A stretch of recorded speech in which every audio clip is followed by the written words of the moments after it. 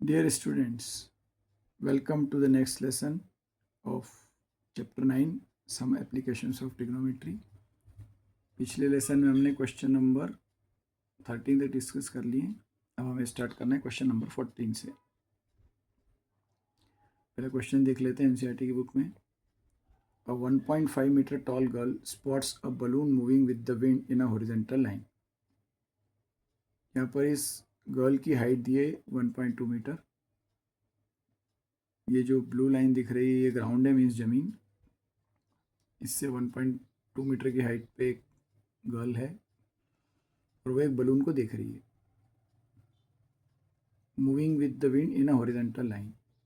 ये balloon horizontal means ज़मीन के पैरेलल उड़ते हुए जा रहा है at a height of 88.2 metre.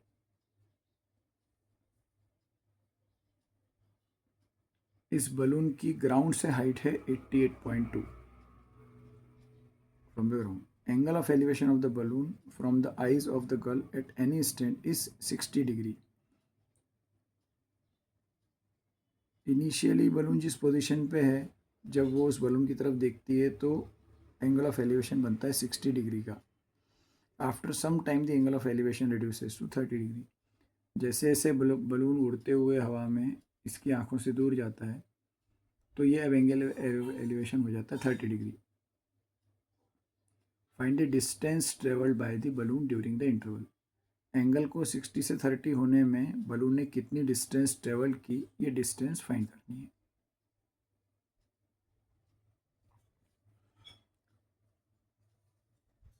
Book में इस तरह से डायग्राम दिया हुआ है। एक ब्लू लाइन शो की थी, ये मीन्स ग्राउंड है, ज़मीन है। ये कोई गर्ल खड़ी है जिसकी हाइट 1.2 मीटर है। यहाँ पर ये गर्ल खड़ी है। बलून इनिशियली यहाँ पे था, फिर उड़ते हुए यहाँ तक पहुँच गया। हमने अपना जो डायग्राम स्टार्ट किया, हमने इस पॉइंट का नाम दिया ए। ग्राउंड पे कोई नाम है, ग्राउंड पे जो पॉइंट है उसका नाम है बी। ये नोमेनक्लेचर आप बिल्कुल अपनी मर्जी से कर सकते हो। मैंने ए के बाद बी यहाँ पे लिखा है, ए बी। और बलून की जो स्टार्टिंग पोजीशन थी वो है सी, और उसके ठीक नीचे जो पॉइंट है ग्राउंड पे वो है D. A B C D. इसके बाद ये गर्ल जो यहाँ पे खड़ी है इसकी हाइट दी थी 1.2। तो इसकी आंखों के ठीक सामने से मैंने एक डॉटेड लाइन हॉरिजॉन्टल ड्रॉ की है ग्राउंड के पैरेलल। जब भी किसी पर्सन की ऑब्जर्वर की हाइट दी होती है तो ये काम करना ही पड़ता है।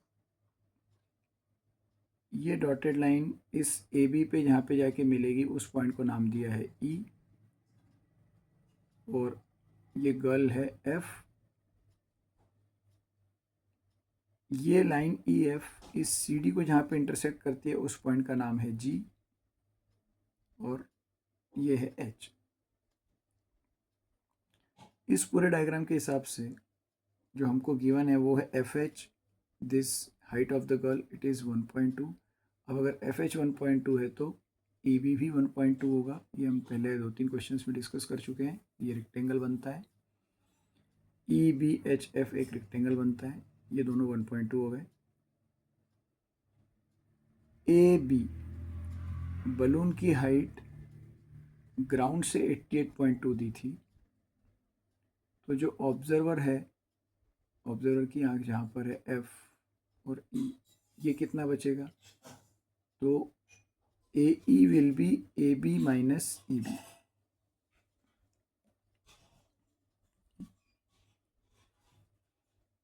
ए ई की वैल्यू 88.2 में से 1.2 माइनस करना पड़ेगा। 88.2 माइनस 1.2, ये आ गया 87। तो ए से ई तक की डिस्टेंस 87। यहाँ से देखेंगे तो सी से जी तक की डिस्टेंस ये भी 87। तो यहाँ पर स्टार्टिंग में हमने लिख दिया ए इक्वल टू सी जी। अब इसमें सी जी क्यों लिया है? ए ही तो ठीक है, सी जी भी लिया है, इस पॉइंट को भी एक नाम दिया है। उसका रीज़न है कि जब आप ये डायग्राम ड्रॉ कर रहे हो, ये जो हमने हॉरिजॉन्टल लाइन ड्रॉ कर ली, अब इसके बाद एक्चुअली इस लाइन का बी एच का तो पूरे क्वेश्चन में कोई काम नहीं है। जो राइट एंगल ट्रायंगल बन रहे हैं वो हमको यहाँ पर मिल रहे हैं। एक यहाँ पर मिल रहा है, एक 90 डिग्री यहाँ पर बन रहा है। और एक यहाँ पर बन रहा है। 90 डिग्री तो यहाँ भी बन रहे हैं, लेकिन हमारा जो हाइपोटेनियस है वो सी से एफ पे जाके ख़त्म हो जाएगा। ऑब्जर्वर यहाँ पर है, वो यहाँ से देख रहा है। जो भी एंगल ऑफ एलिवेशन मेज़र हो रहे हैं वो यहाँ से हो रहे हैं, इसलिए यहाँ पर एक लाइन ड्रॉ करनी पड़ी है। तो अब बेस आपका ग्राउंड नहीं है, ज़मीन नहीं है, बेस ये है। हॉरिजॉन्टल भी यहाँ से है, तो परपेंडिकुलर भी यहाँ पे ख़त्म हो जाएगा, इसलिए सी जी कैलकुलेट किया है। सिमिलरली दूसरा जो ट्रेंगल है एफ ए ई, इसका भी परपेंडिकुलर ई पे जाके ख़त्म हो जाएगा, इसलिए हमको इंटरेस्ट था ए में और सी जी में।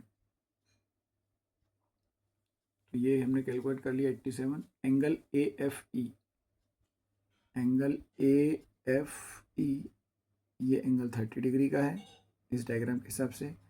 और एंगल सी एफ जी, इस एंगल को नाम सी एफ जी, जी पे जाके ख़त्म कर दिया क्योंकि ये ट्रेंगल सी एफ जी बनेगा, एंगल 60 डिग्री का।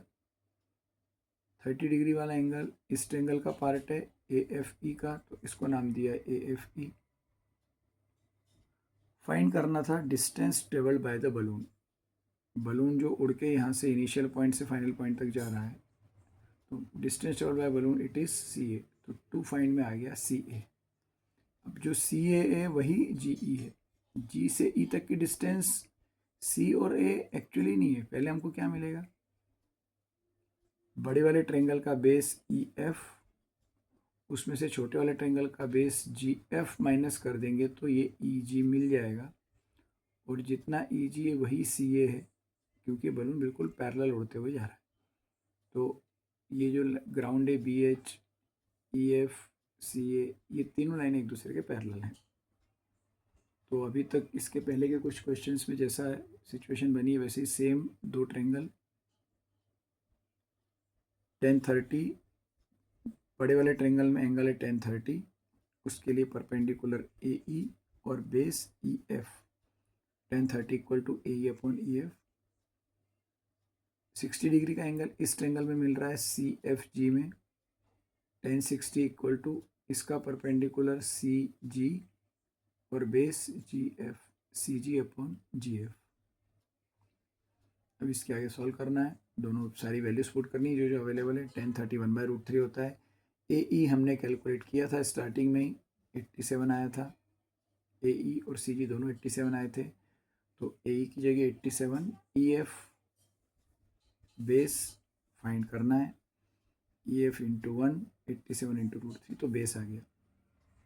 यहाँ से ई एफ पता चल गया। इस वाले ट्रेंगल से 1060 रूट 3 होता है। सी जी भी 87 ही है। जी एफ फाइंड करना है, जी एफ उधर जाएगा, रूट 3 नीचे आएगा। एक वैल्यू आ रही है 87 इंटू रूट 3, एक वैल्यू आ रही है 87 अपॉन रूट 3। दो वैल्यूज आ गई। अब जो हमने डायग्राम के हिसाब से डिस्कस किया था, जो आपको फाइंड करना है जी ई, वो इन दोनों का डिफरेंस है। This G E is the difference of E F minus G F. तो जब मैं ई एफ में से जी एफ को माइनस करूँगा तो मुझे मिलेगा जी ई 87 रूट 3 माइनस 87 अपॉन रूट 3। मैं इसके नीचे लिखूँगा 1। 87 रूट 3 में डिनोमिनेटर नहीं है, यहाँ पे लिख देंगे 1। अब हम दो फ्रैक्शंस का सब्ट्रैक्शन एडिशन जिस मेथड से करते हैं, रूट 3 इंटू 1 डिनोमिनेटर आ गया। 87 रूट 3 का मल्टीप्लाई रूट 3 में होगा तो रूट 3 इंटू रूट 3 3, ये बन गया 87 इंटू 3, और 1 इंटू 87 ये बन गया 87। 87 इंटू 3 माइनस 87। पहले 87 3 का करो, 87 का 3 में मल्टीप्लाई करें और फिर उसको माइनस करें, ये कर सकते हैं।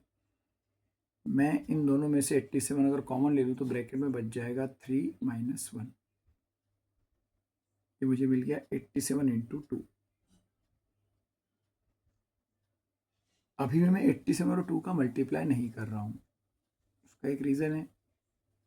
हमने इसके पहले कुछ क्वेश्चंस में डिस्कस किया, जब भी रूट 3 होता है न्यूमरेटर में, अगर 3 का कोई मल्टीपल है तो उसको हम दो पार्ट में ब्रेक करके रूट 3 इंटू रूट 3 लिखते हैं। 8 + 7 15 होता है। डिविजिबिलिटी क्राइटेरिया के रूल से it is divisible by 3। So 87 can be written as 3 × 29, 3 × 29 × 2। अब ये 29 2 ज़ा 29 और 2 का तो मल्टीप्लाई कर दो 58। 3 को लिख देंगे √3 × √3 ताकि एक √3 से एक √3 कैंसिल हो जाए और ये बन जाएगा लास्ट में 58√3 मीटर। तो जो क्वेश्चन में पूछा गया था डिस्टेंस ट्रेवल बाय बलून, जो कि हमारे डायग्राम के हिसाब से था AC, distance travel by balloon AC, और यही था GE। तो हमने EF में से GF को माइनस करके 58√3 EG की वैल्यू निकाल ली और यही है CA। तो जो हमारा आंसर 58√3 आया है यही है डिस्टेंस ट्रेवल बाय बलून। जैसे हमने पिछले क्वेश्चन में लिखा था हम यहाँ पे भी लिख सकते हैं आंसर में the distance travelled by balloon equal to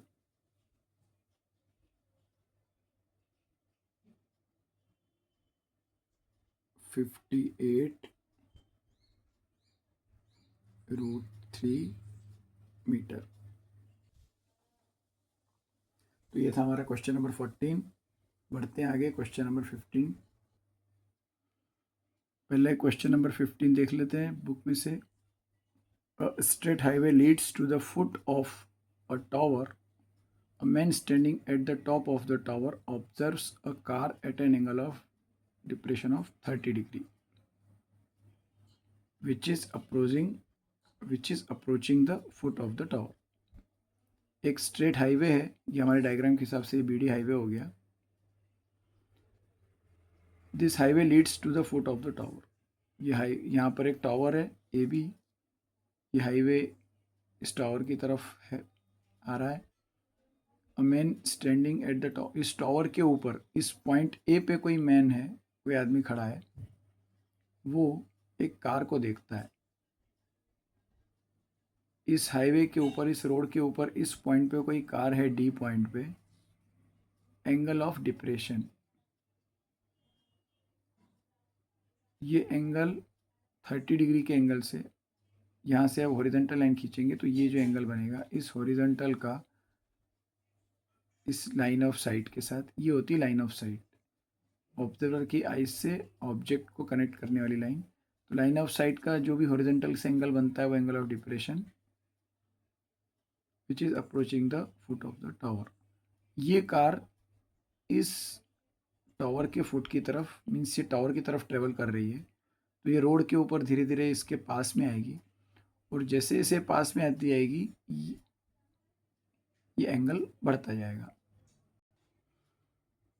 with a uniform speed. ये जो D से C तक ट्रेवल कर रहा है, इस ड्यूरेशन में इसकी स्पीड कांस्टेंट है, यूनिफॉर्म स्पीड, यूनिफॉर्म मोशन वाला केस है।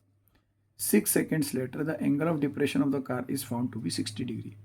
जब D पे था तो 30 डिग्री था, यूनिफॉर्म स्पीड से ट्रेवल करते करते 6 सेकेंड के बाद ये जिस पॉइंट पे आ जाएगा वहाँ पर एंगल ऑफ डिप्रेशन हो गया 60 degree. Find the time taken by the car to reach the foot of the tower from this point. Question में फाइंड करना है कि अब इस पॉइंट से टावर के फुट तक पहुंचने में और कितना टाइम लगेगा। 6 सेकेंड में यहाँ से यहाँ तक आ गया, 6 सेकेंड में एंगल 30 से 60 हो गया। अब यहाँ से B तक पहुंचने में इसको और कितना टाइम लगेगा, उसी यूनिफॉर्म स्पीड से, कार यूनिफॉर्म स्पीड से ही चल रही है, तो C से B तक जाने में लगने वाला टाइम ये कैलकुलेट करना है। हम स्टार्ट करते हैं अपना सॉल्यूशन। हमने क्वेश्चन डिस्कस कर लिया है, डायग्राम डिस्कस कर लिया है। ये AB टावर है, तो क्वेश्चन के हिसाब से एंगल ACB, ये जो छोटा वाला ट्रायंगल बनेगा ट्रायंगल ACB, एंगल ACB की वैल्यू 60 डिग्री है। बड़ा वाला ट्रायंगल ADB, ये एंगल 30 डिग्री है। जो टॉवर है वो दोनों ही ट्रायंगल के लिए परपेंडिकुलर है, तो फिर से परपेंडिकुलर कॉमन है दोनों ट्रायंगल के लिए। हाइपोटेन्यूस एक का AC, एक का AD, बेस एक का BC, एक का BD, एंगल एक में 30, एक में 60। टू फाइंड में हम लिखेंगे time taken to travel from C to B। Time taken to travel from C to B, C से B तक जाने में लगने वाला टाइम। यहाँ पर थोड़ा स्पीड का कंसेप्ट आएगा, थोड़ा सा इसमें रिटर्न वर्क रहेगा। Let the speed of the car be x metre per second. हमने स्पीड को अगर x मान लिया, and it takes t second to reach from C to B। इसकी स्पीड x है, पूरी जर्नी में इसकी स्पीड x है। C से B तक जाने में लगने वाला टाइम जो कि फाइंड करना है, उसको हमने मान लिया t। x metre per second की स्पीड से इसको t सेकेंड लगते हैं C से B तक जाने में। क्वेश्चन में दिया है it takes 6 second to reach from D to C। D से C तक आने में इसको 6 सेकेंड लगते हैं। हम यहाँ पर स्पीड का कंसेप्ट यूज़ करेंगे। Speed equal to distance upon time.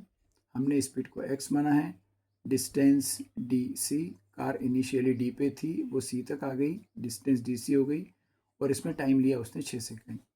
x equal to DC upon 6 उधर चला जाएगा, 6 into x is equal to DC। 6x is equal to D। Distance C से D की distance it will be 6 times x। B से C तक जाने में अब distance is equal to speed into time.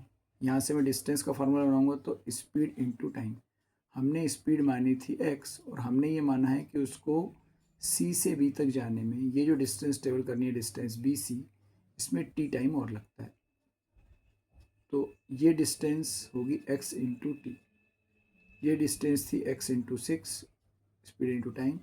ये डिस्टेंस है again speed into time.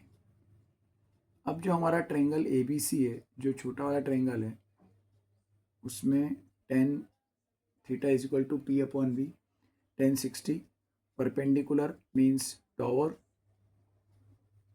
Base BC। tan 60 की वैल्यू होती है √3 AB upon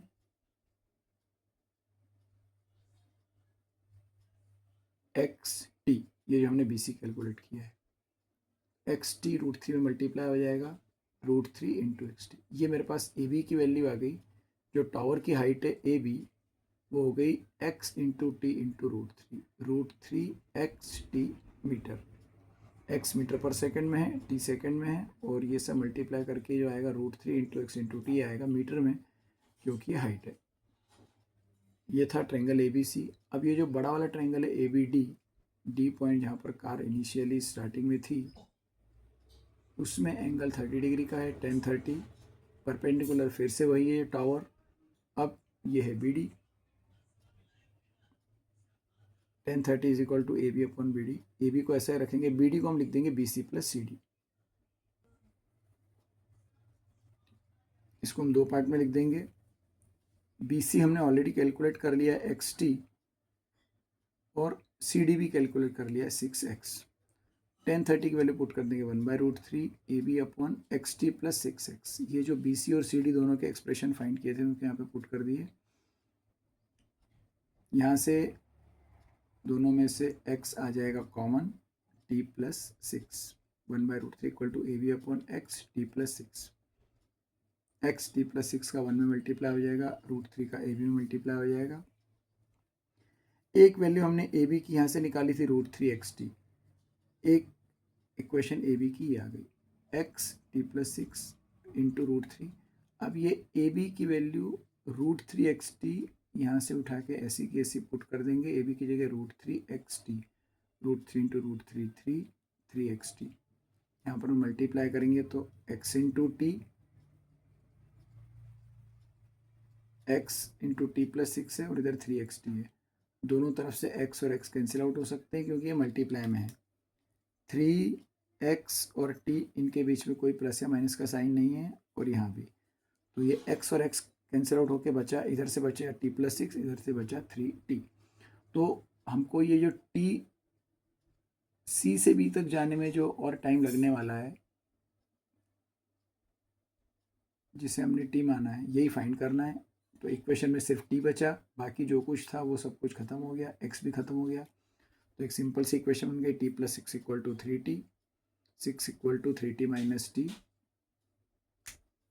3t minus T 2t, 2 चला जाएगा डिवाइड में, तो टी का आंसर आ गया 3 सेकेंड। तो ये जो क्वेश्चन में पूछा गया था लास्ट में अपना आंसर लिख देंगे हमेशा की तरह।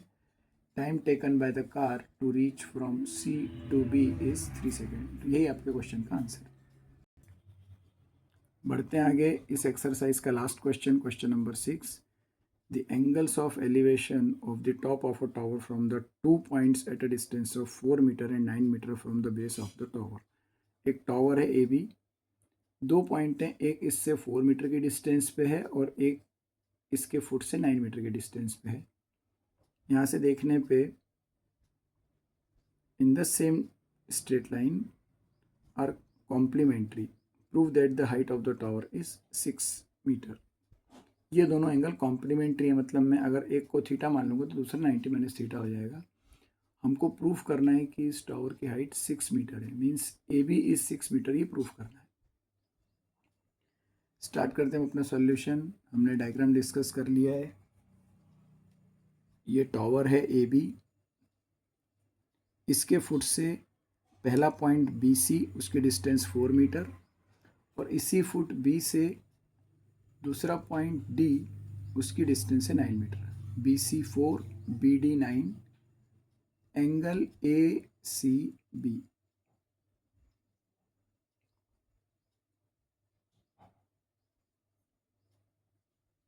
इस पॉइंट से जब इस बिल्डिंग के टॉप को देखा जाता है तो एंगल बनता है थीटा डिग्री का। जब डी पॉइंट से मैं इसी टावर के सेम उसी टॉप पॉइंट को देखता हूँ तो जो एंगल बनेगा वो इसका कॉम्प्लीमेंट्री होगा। दो एंगल कॉम्प्लीमेंट्री होते हैं, मतलब दोनों का सम 90 होता है। अब हमको एंगल ए सी बी और एंगल ए डी बी, इनका सम 90 डिग्री है, ये प्रूफ करना है। Angle A C B plus angle A D B equal to 90। इसका मतलब एक अगर थीटा है तो दूसरा 90 माइनस थीटा, तब दोनों कॉम्प्लीमेंट्री हो जाते हैं। टू प्रूव ये, अगर ये दोनों एंगल कॉम्प्लीमेंट्री हैं तो इसका मतलब ए बी की हाइट 6 मीटर है, ये प्रूफ करना है। हमने अपने सॉल्यूशन में मेंशन कर दिया, let A C B equal to theta, therefore A D B equal to 90 minus theta, let A B equal to H.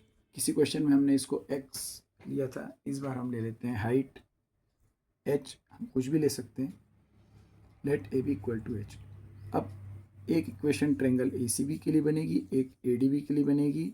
फिर से वही चीज़ है, परपेंडिकुलर दोनों। बहुत सारे क्वेश्चंस में अभी तक ऐसा है कि परपेंडिकुलर कॉमन है। In triangle A C B tan theta, this tan theta equal to perpendicular A B upon B C. अभी तक हमको थीटा 30, 45, 60 मालूम रहते थे, पता रहते थे, तो उसकी वैल्यू पुट कर देते थे। अब हमको 10, ये थीटा तो कुछ भी नहीं पता है। ए बी को हम एच से लिख रहे हैं, बी सी की वैल्यू क्वेश्चन में 4 दी है, तो मुझे क्वेश्चन मिल गई tan theta equal to H upon 4।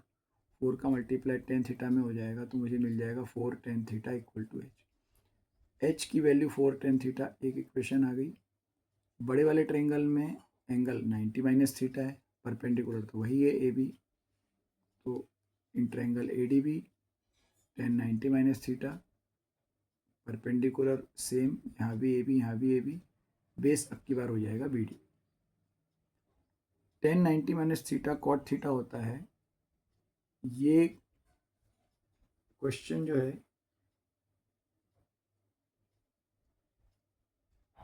अभी भी बुक में है। ये जो फॉर्मूले रहते हैं tan 90 minus theta equal to cot theta, ये पोर्शन, ये आइडेंटिटी, ये फार्मूले अब सिलेबस से हट चुके हैं। तो एक तरह से देखा जाए तो हो सकता है ये कि चूँकि इसमें ये कंसेप्ट यूज़ हो रहा है तो ये आपके लिए आउट ऑफ सिलेबस भी हो सकता है, लेकिन अब बुक में दिया तो हम डिस्कस कर लेते हैं। Tan 90 minus theta cot theta, A B H, यहाँ भी एच लिखा था, बी डी की वैल्यू नहीं, एच इक्वल टू 9। यहाँ से मुझे मिला H equal to 4 tan theta, यहाँ से मुझे मिला H equal to 9 cot theta. दोनों ही एच हैं, हमको बिल्डिंग की हाइट निकालनी है, तो हम एच को एलिमिनेट नहीं करेंगे। यहाँ पर हम 9 4 टेन थीटा और 9 cot थीटा को सिर्फ इक्वल हम दोनों इक्वेशन को और मल्टीप्लाई कर दें तो दोनों का LHS h into h square, इसका 4 tan थीटा, इसका 9 cot theta, 4 tan theta into 9 cot theta, 4 9 36, LHS में आ गया h स्क्वायर, 4 9 36 और tan थीटा और cot थीटा एक दूसरे के रेसिप्रोकल होते हैं, आप डायरेक्टली भी कैंसिल कर सकते हो। और क्लियर करना है तो मैं cot को 1/10 लिख दूंगा, 10 से 10 कैंसिल, बचा क्या मेरे पास h square is equal to 36, h equal to √36, √36 का आंसर। √36 की वैल्यू ±6 मीटर होती है, ±6 होता है, लेकिन क्योंकि ये हाइट है, हाइट कभी निगेटिव होती नहीं, इसलिए हम सिर्फ पॉजिटिव ही लेंगे, h इक्वल टू 6 मीटर। तो क्वेश्चन में बोला गया था कि प्रूफ करो। अगर क्वेश्चन में पूछा जाएगा कि find the height of the tower, तो हमारा आंसर आ जाएगा height of the tower is 6 metre.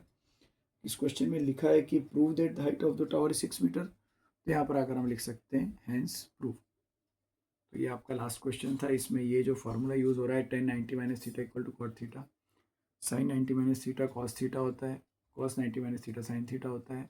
ये जो आपका सिलेबस रैशनलाइज हुआ है 2023 में, 2023 में, उसके पहले तक ओल्ड बुक्स में ये है अवेलेबल, लेकिन अब आपकी बुक में भी कहीं ऐसा कोई फार्मूला है नहीं, तो ये क्वेश्चन भी हट जाना चाहिए था। एनीवे हमने डिस्कस कर लिया है, तो हमारा ये लास्ट क्वेश्चन और ये चैप्टर भी कंप्लीट हो गया। आई होप कि आप लोगों को समझ में आ गया होगा, इसकी अच्छे से प्रैक्टिस करें। हम मिलते हैं अब नेक्स्ट चैप्टर में। Thank you.